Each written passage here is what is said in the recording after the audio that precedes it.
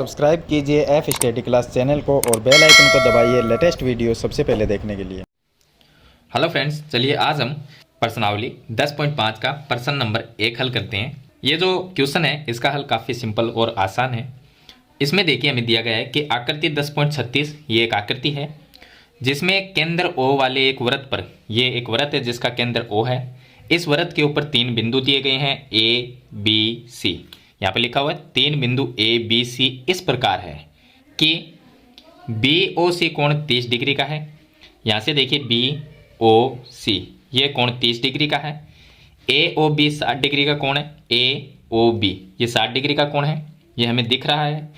यदि चाप ABC के अतिरिक्त, अब चाप क्या होता है वो मैं आपको पहले ही बता चुका हूँ। ये मान लीजिए ये एक वृत्त है और इसका इतना सा भाग ये एक चाप होता है। तो चाप ABC ABC यहाँ से A से C तक ये चाप है। इस चाप के अतिरिक्त मतलब अलावा वृत्त पर D एक बिंदु है।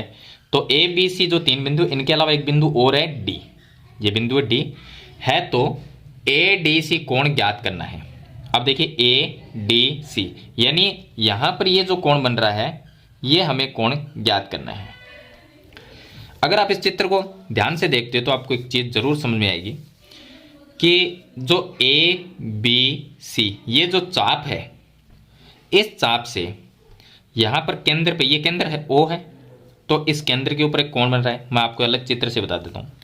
देखिए ये एक वृत्त है और इस वृत्त का हम केंद्र मानते हैं, यहाँ पर केंद्र O है, ये केंद्र O गया और यहाँ से लेके यहाँ तक हम एक चाप मान लेते हैं कि ये AC चाप है, इनके बीच में कोई बिंदु B है। तो AC ये जो चाप है इतना, इस चाप से यहाँ पर एक कोण बनाते हैं इस तरह से, ये कोण बन गया।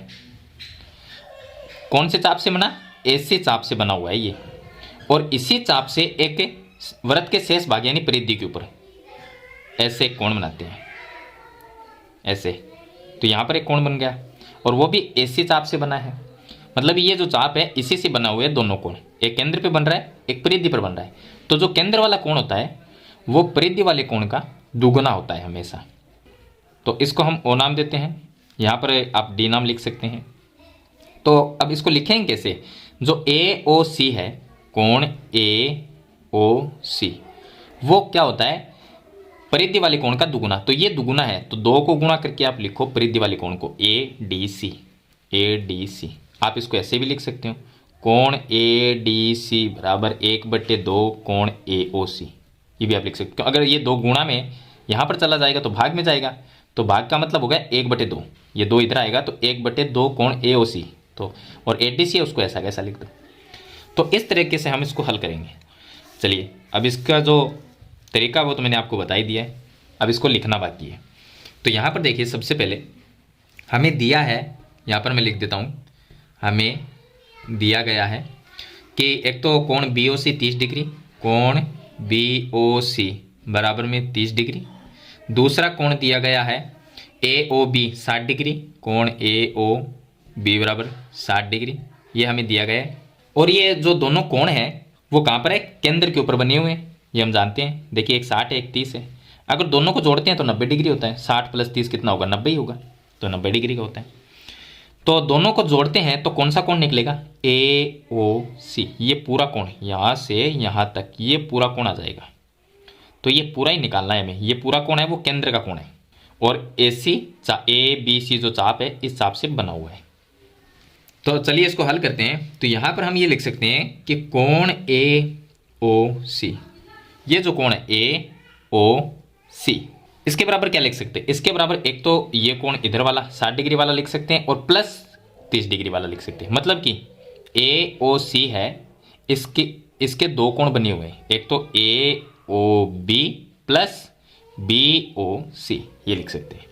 तो एक तो लिख सकते हैं AOB प्लस दूसरा लिख सकते हैं BOC, ये लिख सकते हैं। तो यहाँ से कोण AOC का मान निकलेगा, AOB का मान कितना है? 60 डिग्री और प्लस BOC का मान है 30 डिग्री। दोनों को जोड़ देते हैं तो 90 डिग्री होगा।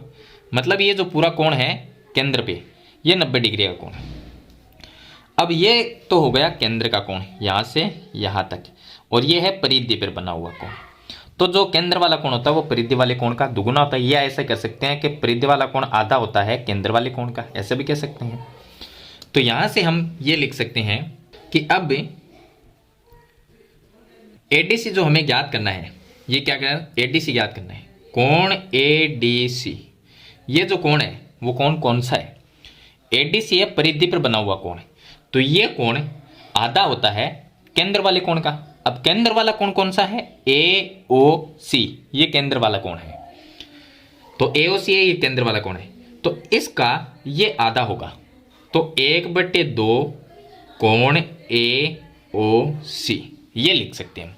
क्योंकि देखिए ये तो आधा होता ही है, अगर इसको आधा करेंगे 1/2 से गुणा करेंगे तभी तो दोनों साइड बराबर होगी, तो हम लिख सकते हैं एडीसी है वो ए ओ सी का आधा होता है, तो ये लिख दिया। अब इसका कारण लिखना पड़ेगा, यहाँ पर आपको एक बड़ा सा कारण लिखना पड़ेगा कि हम जानते हैं कि किसी चाप द्वारा केंद्र पर बना कोण उसी चाप से वृत्त के शेष भाग पर बने कोण का केंद्र वाला कोण दुगुना होता है। यह आप यहाँ पर लिख सकते हैं, इसका कारण लिखना है आपको। तो चलिए मैं लिख देता हूँ। तो यहाँ पर यह कारण लिखना है आपको कि हम जानते हैं कि किसी चाप द्वारा केंद्र पर बना कोण उसी चाप द्वारा वृत्त के शेष भाग पर बने कोण का दुगुना होता है केंद्र वाला कोण, तो ये कारण लिख देना है।